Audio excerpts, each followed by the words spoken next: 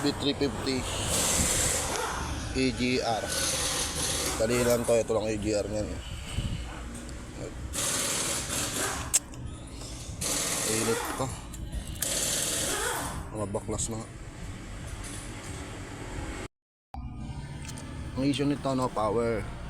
Pero nakahugot yung turbo ng yung hose ng turbo, kaya no power. Ngayon bababa ko yung upuan para mabaklas.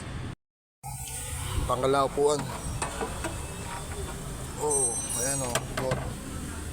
Nakahugot yung hose, kaya no power. AGR, may AGR na din to, makabit na rin para magka-power. So ayan, baklas na AGR, tsaka throttle, tsaka manifold.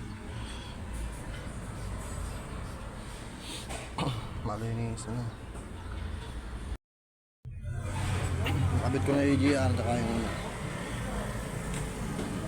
malinis lahat yan. Try yung panda rin.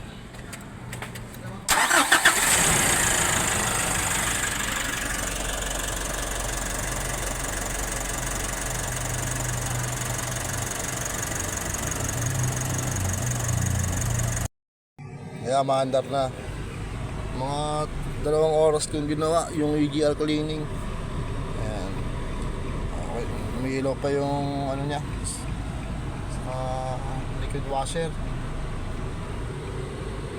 Test drive ko na ngayon, wala naman kung ano, malakas ng humatak, wala nang problema.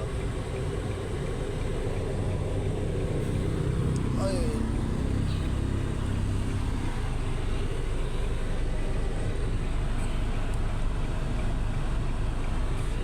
Umuusok lang to sa una ulit kasi yung mga nahulog na dumi.